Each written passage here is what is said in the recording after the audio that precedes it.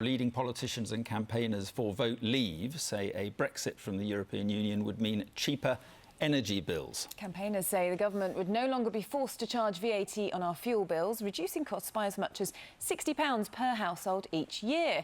The Justice Secretary and leading Vote Leave campaigner Michael Gove is here this morning. Good morning to you. Good morning. It's a bit of an empty promise though, isn't it? Because if you take the VAT off energy bills, then you leave a shortfall. That's going to have to be made up elsewhere. Well, if we leave the European Union, we can take back control of millions of pounds that we currently give to the EU and which is our money, which we should spend on our priorities. At the moment, if we stay in the EU, we hand over something like £350 million every week, which the EU controls. Well, although that figure has been, discredited, that's not the accurate figure to give, is it? It is an accurate figure. That's the amount of money that the EU controls. Yes, they give some of us back, but they decide how much they give back. They control that money. We can ensure that if we leave, not only can we spend that money on our priorities, we can also get rid of VAT on fuel. As long as we are in the EU, we cannot remove VAT on any product. And that will save the average family £60 a week. Sorry, £60 a year. But this is just more wishful thinking, isn't it? I'm just reading The Sun, where you've had this letter this morning. You say fuel bills will be lower for everyone.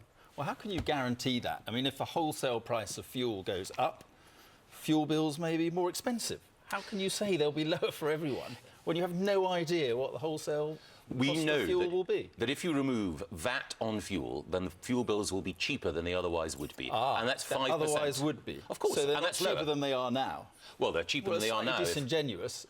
Not at all. Of course it's disingenuous. You're saying your fuel bills will be lower for everyone. Yeah, by 5%. But you can't say, yes, from what they would be, not from what they are now. If wholesale prices go up, you can't stop that happening. Well, neither of us can stop that happening, but what we can control is VAT.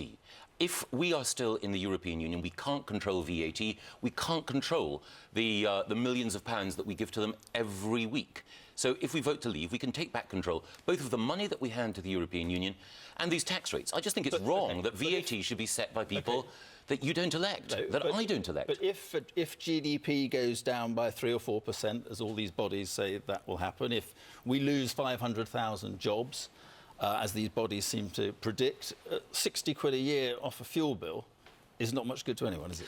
Well, two things. 60 quid a year off a fuel bill means an enormous amount to working families. Secondly, these bodies who say that there would be a recession or whatever if we left, they're the same people who, when we didn't go into the euro, said, oh, well, that'll be a disaster. They're the same people who were wrong about the single currency in the past, and they're wrong now. Well, hold on, though, because we've got Full Fact, which is an independent organisation that checks the claims that are coming from both sides, and they say energy bills, if we look at that in particular, because that's what you're talking about, could go up if we leave because of uncertainty in the market. So they could be going up anyway as a consequence of leaving.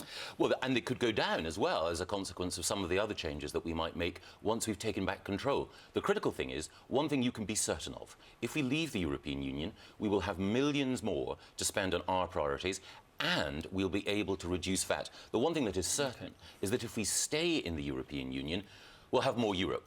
And that means more money going to the EU and also less power over everything from VAT to control of our borders. OK, now let's look at the politics of all this. If it's not a big win, and I mean a really big win, isn't David Cameron toast? Absolutely not. I think that David Cameron should stay as Prime Minister.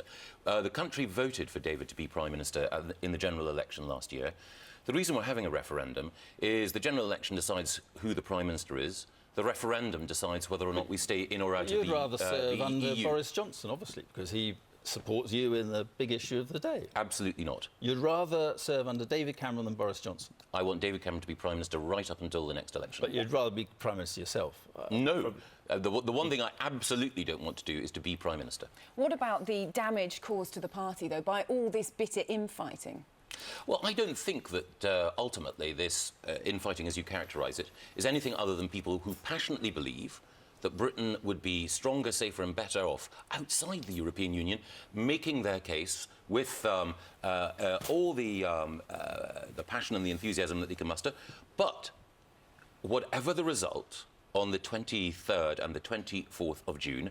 I think that we can then go on with David Cameron as our Prime Minister. You think the party will be unscathed after this? Everything that I hear, everything that I see from the conversations that I have leads me to believe that people will want to unite behind David and to ensure that we can carry on governing the country and doing all the other things, from improving our schools to strengthening our NHS, which we were elected to do just a year ago. Now, I'm sorry to put this to you, but one of the greatest minds of our age, Stephen Hawking, is against you. He's against you. Yes. So, difficult one to answer that, isn't it? That's true, but it's also the case that some of the most significant scientists in Britain are also in favour of leaving. So people Not many, to be fair. I mean, some of the most significant, and also. But the scientist we had on earlier admitted that there'd be more money for science and research if we stayed in the EU than if we left. So that's not true. So you're taking on Stephen Hawking? Well, I respectfully disagree. I wouldn't take on Stephen Hawking when it came to arguing about how the universe started, but I will respectfully disagree with him on funding for science, because the money that comes from the European Union to spend on science here is our money in the first place. As I pointed out earlier, we hand over to the European Union a very large sum of money. Now, some of You're not it... going to start talking about 350 million. That is the figure, but some of it they give back. It's not the figure That's that fine. leaves, but yeah. No, some of it they give back. But we, if we left, would have control of all of that money, which means that not only would science not suffer, but we could spend extra on our priorities. OK, Michael Gove, thank you very much indeed.